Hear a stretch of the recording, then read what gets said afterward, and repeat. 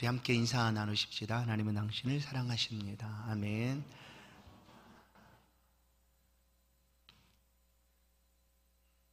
아브라함의 믿음, 지난 시간에 이어서 한 번 더 아브라함 믿음에 대해서 4장에서 말씀하고 있는 대로 함께 살펴보기를 원합니다.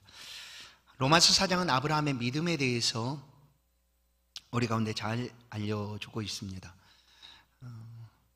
바울 사도는 왜 아브라함을 예로 들어서 이 믿음을 우리 가운데 말씀하고 있을까? 특별히 로마 교회에 이 말씀을 들려주고 있을까? 당시 예수 믿는 사람들에게 가장 큰 관심사는 예수 믿는 사람들에게 그것은 복음과 구원이었습니다. 예수 믿는 사람들이 관심을 갖게 되는 그런 이 가장 큰 내용, 복음과 구원. 그 중에는 예수 믿는 사람들도 유대인으로 있다가 예수를 믿는 사람들도 있었고, 아예 처음부터 이방이었던 사람들이 예수를 믿는 사람들도 있었습니다.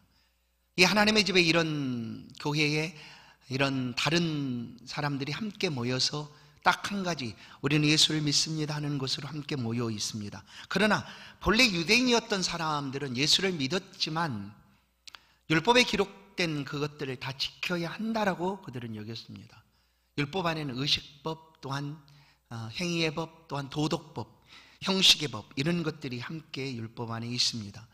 이 유대인들은 예수를 믿지만 이것도 지켜야 한다라고 주장했습니다. 그러나 이방인으로 있다가 예수를 믿고 교회에 들어온 사람들은 이 율법과 전혀 상관이 없었습니다. 율법을 알지도 못했고, 그런데 예수를 믿는다고 했는데 또다시 율법을 가지고 와서 이것을 지켜야 한다, 그래야지만 구원을 얻는다 하는 그런 일들로 인하여 사실 갈등이 되고 있었던 거죠. 특별히 이방인으로서 예수를 믿었던 사람들은 예수 믿음의 기쁨을, 또한 즐거움을 맛보기도 전에 또 다른 율법의 새로운 짐을 그들은 짊어지게 되었다라는 거예요.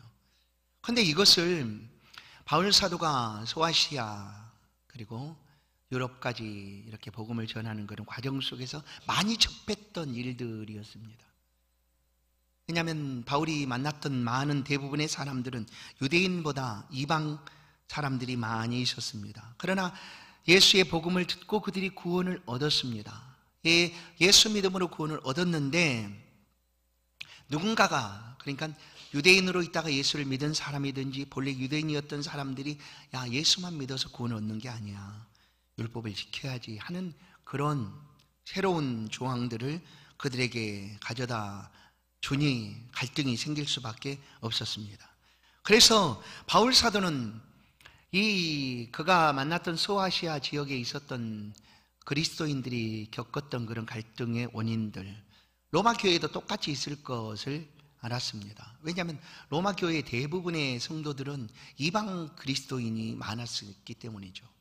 그래서 그들에게 복음과 구원에 대해서 더 확실하게 말씀해 주기 위하여 율법에서 가장 위대한 인물로 다루고 있는 아브라함에 대해서, 유대인들이 율법을 얘기하지만 율법의 시작을 그 모세오경이죠. 창세기, 출애굽기, 레위기, 민수기, 신명기까지 이 출애굽기 아니 모세오경을 율법이라고 이렇게 표현을 하는데, 거기서 등장하고 있는 사람 중에 뛰어난 인물이 바로 아브라함이었습니다. 그래서 아브라함을 예로 들어서 아브라함이 의롭게 되는 것이 무슨 이유 때문인지를 말씀을 하고 있는 거예요. 우리가 지난 시간에 본 바대로 아브라함은 굉장히 순종하는 사람이었습니다. 갈대우리에서 가라고 말하지 아브라함은 주저하지 않고 말씀을 따라 순종했던 사람. 그리고 아브라함은 도덕적으로 굉장히 깨끗한 사람이었습니다. 물론 아내 사라에게 이제 애굽으로 내려갈 때 당신은 나의 누이 동생이라 하라, 아내인 것을 거짓말했던 그거 외에는 사실 아브라함은 도덕적으로 그야말로 깨끗한 사람이었고, 또한 축복받은 사람이 아브라함이었습니다. 그런데 아브라함이 내미는 이런 이력이죠. 굉장히 좋은 이력 아니겠습니까? 아브라함의 배경, 이런 것들로 구원을 얻을 수 있는 것이 아니었다라는 것이 바울 사도가 하고 있는 말입니다. 너희가 알고 있는 이 아브라함이 이런 배경 때문에, 이런 좋은 배경으로 구원을 얻은 것이 아니다라는 거예요. 그러면 사실 좌절하지 않겠습니까? 아브라함 정도도 안 되는데 우리는 아브라함처럼 그렇게 뭐 자녀를 드리기까지 순종할 수 있는 사람도 아니고, 또한 도덕적으로 그렇게 깨끗하지도 않고 또 축복받은 사람도 아닌다면 우리가 어떻게 구원을 받겠습니까? 아브라함도 구원을 그런 삶의 행위로, 또한 삶의 모든 이력을 가지고 구원을 못 받았다고 말하는데 우리가 어떻게 구원을 받겠습니까? 그러니 좌절할 수밖에 없죠. 그런데 아브라함을 바울 사도가 예로 들고 있는 말씀은 이런 거예요. 이런 아브라함도 구원을 받았죠. 의롭다 여김을 받았다. 그런데 그가 의롭다 여김을 받게 된 것은 그의 이런 좋은 배경, 그가 좀 쓸만한 사람, 순종적인 사람이고 축복의 사람이고 도덕적으로 깨끗한 사람이라 구원을 받은 것이 아니라 전적으로 하나님의 은혜로 이 아브라함도 구원을 받은 것이다 라는 것을 말씀하고 있는 거예요. 누군가가 말했다고 그랬죠. 아브라함은 할례를 받았고 또 그런 율법을 지킨 사람이다. 근데 율법을 지킨 기록은 없어요. 왜냐하면 아브라함 이전에 율법이 생기지 않았거든요. 아브라함은 한참 뒤에 480년 이후에 율법이 생겼으니까 그렇게 말하는 것이 옳지 않다라는 거예요. 할례를 받은 것도 결국은 할례 받은 것 때문에 의롭다함을 받았냐? 아브라함이 아니다라는 거예요. 왜냐하면 할례는 의롭다함을 받았다라고 말하고 있는 창세기 15장보다 한참 뒤에 나중에 의롭다함을 받고 난 다음에 아브라함이 할례를 받았기 때문에 할례 때문에 의롭다 받았다라고 말하는 것도 아니다. 그러면 어떻게 아브라함이 의롭다함을 얻게 되었는가? 그것은 아브라함이 믿었던 믿음의 대상에게 있다라는 거예요. 아브라함 믿은 믿음의 대상이 누굽니까? 하나님이죠. 하나님. 아브라함이 그 하나님을 믿음으로 하나님께서 아브라함에게 의롭다라고 칭해 주셨다라는 거예요.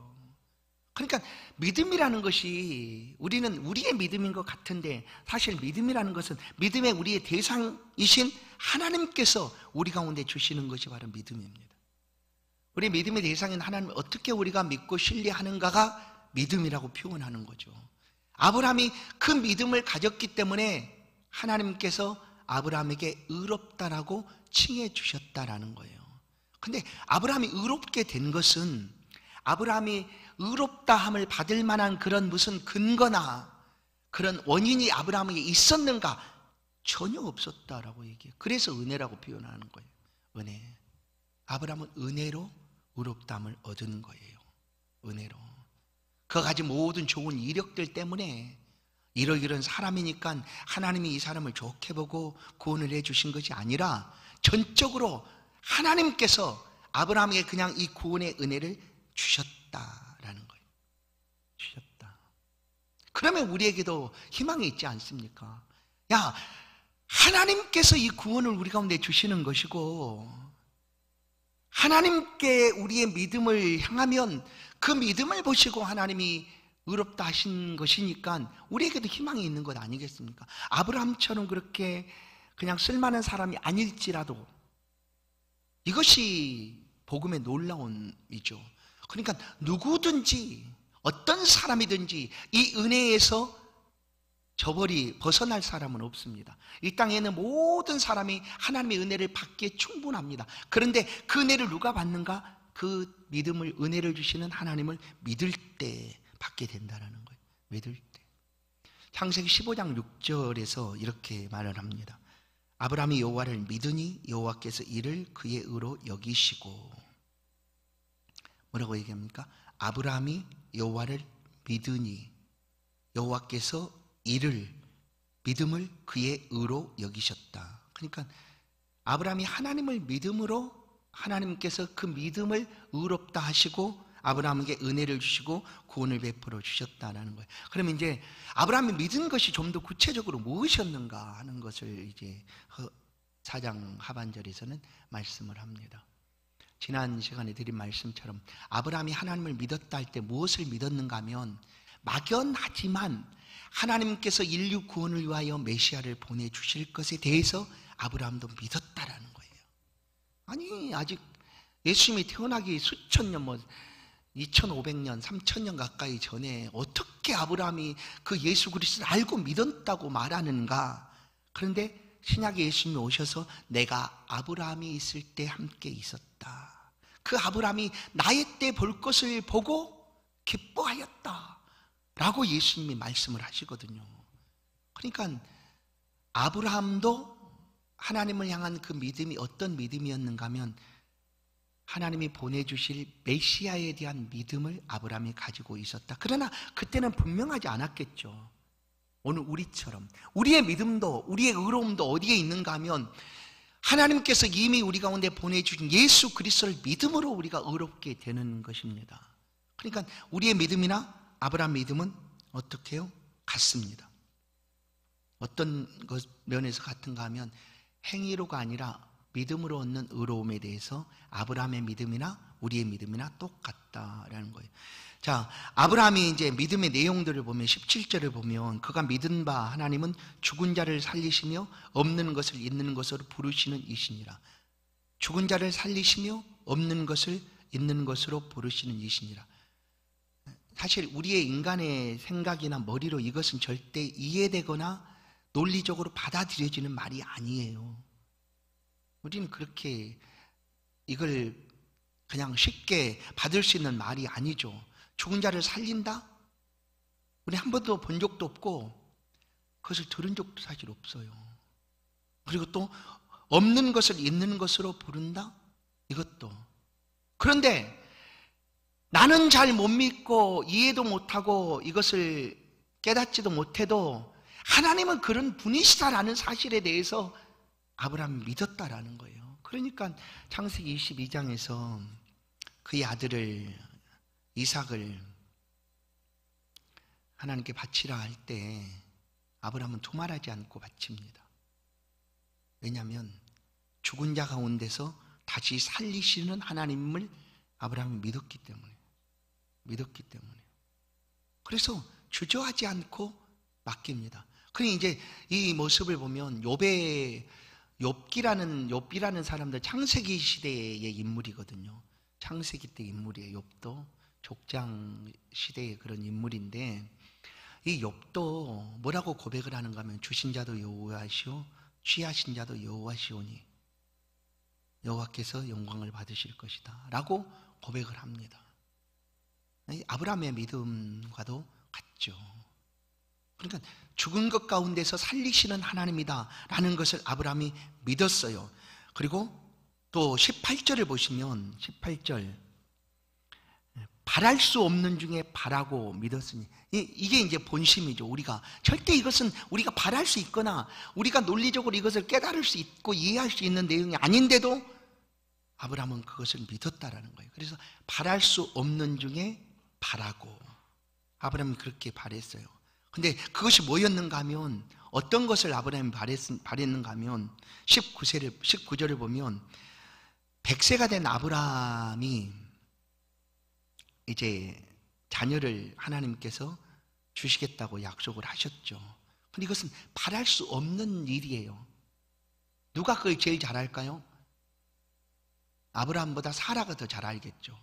그래서 아브라함과 하나님 천사가 이렇게 대화할 때 부엌에 있던 이 사라가 이 얘기를 듣고 웃었어요. 기가 막히다 정말. 내가 이미 여자로서 자녀를 낳을 수 있는 그런 몸이 아닌데 경수가 끊어졌는데 아니 어떻게 자기 마음대로 내년 이맘때에 자녀를 낳겠다고 말하는가? 그거 기가 막히지 않겠어요? 우리라고 할지라도 웃지 않겠어요? 아이 참 떡줄처럼 생각도 안 하는데 그런 표현일 수도 있잖아요. 그래서 사라가 그냥 웃었어요. 그래서 이제 천사가 보고 너 아까 왜 웃었냐 그러니까 사라가 들켰잖아요. 아무도 본 적이 없고 아무도 알지 못하는데 그냥 웃었는데 안 웃었다. 아니 네가 웃었느니라 하고 얘기를 하죠. 사라가 웃었어요. 그래서 그가 낳을 아들 이름이 이삭이에요. 웃음이에요. 웃음. 그렇게 해서 이삭을 얻게 됩니다. 이 이삭은 바랄 수 없는 중에 바란 일이었어요.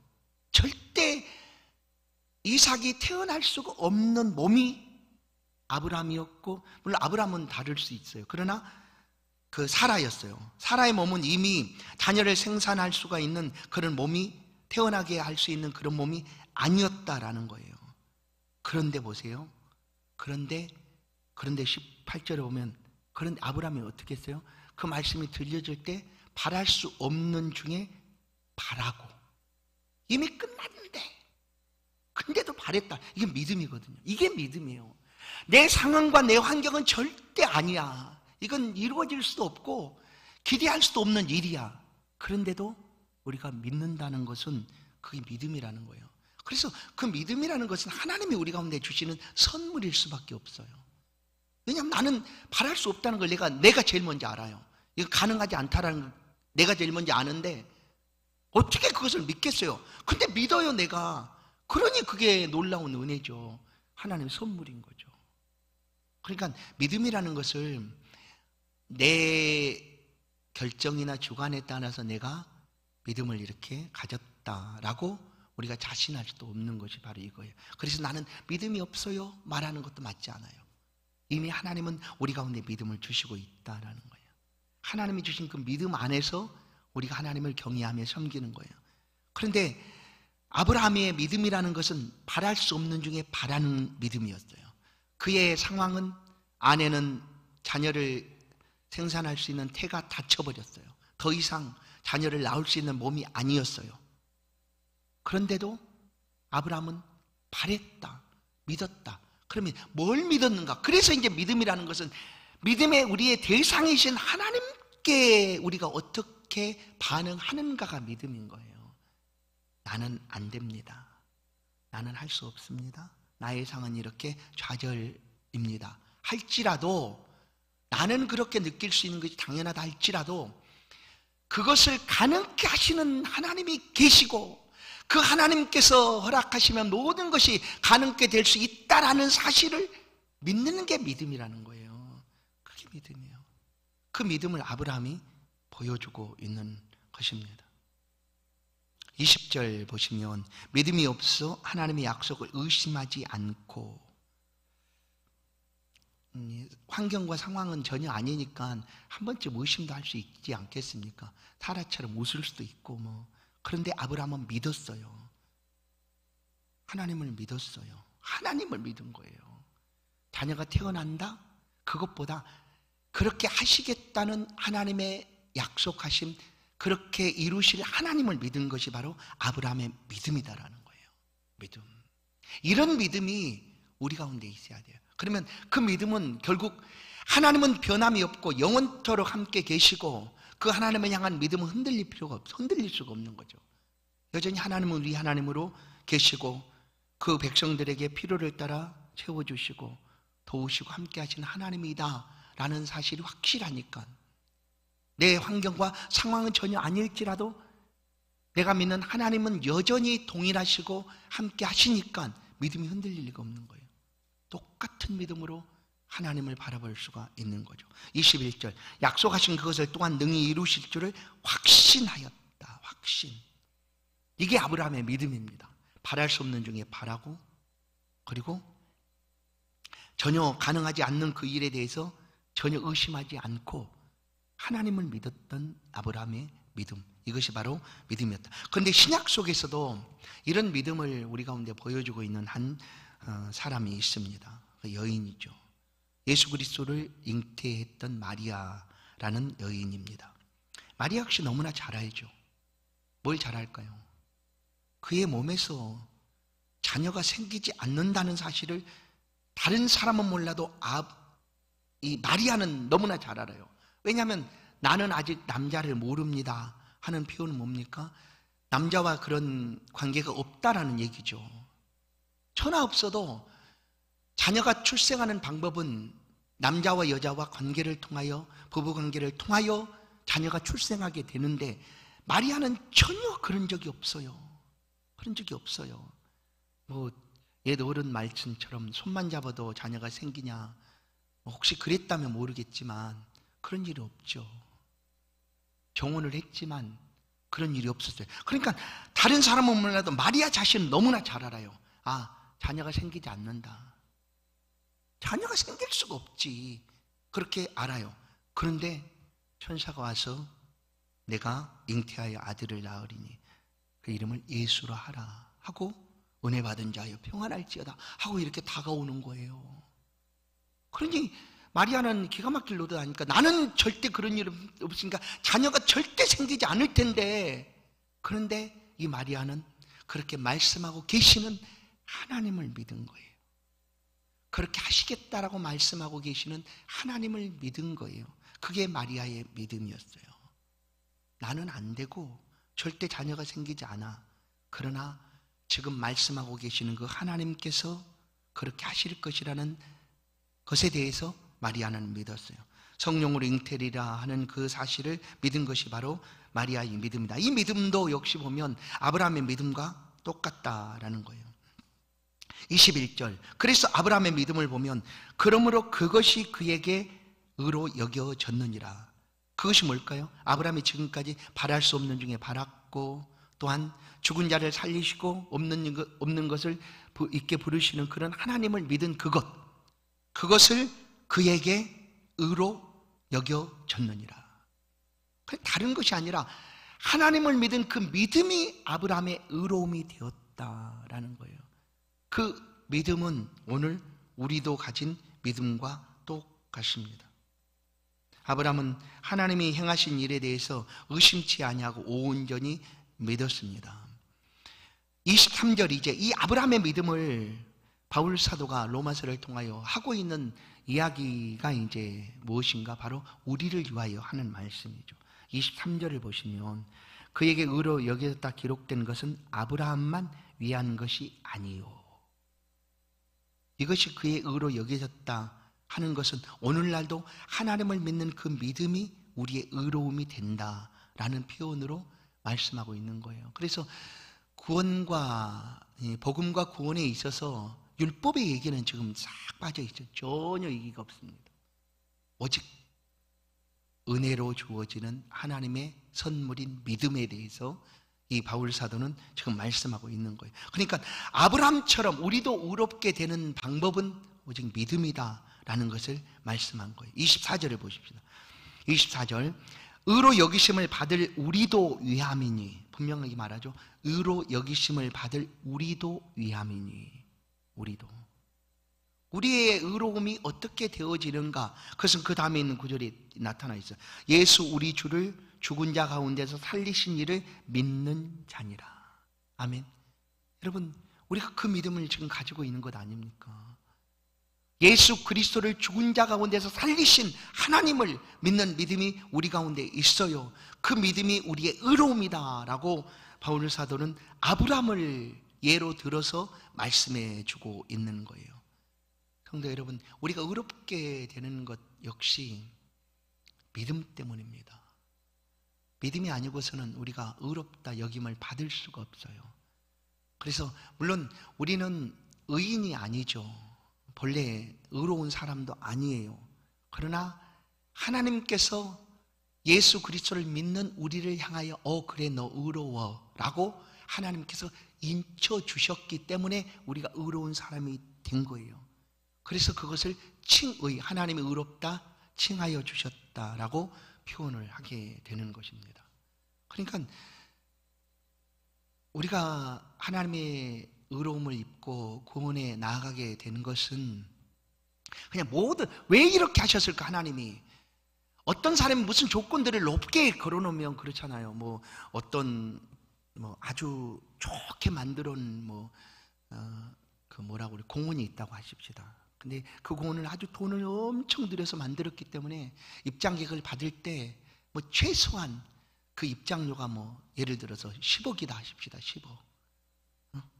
그럼 누가 거기 들어가겠어요? 갈 수 있는 사람이 얼마나 많겠어요? 그렇지 않습니까?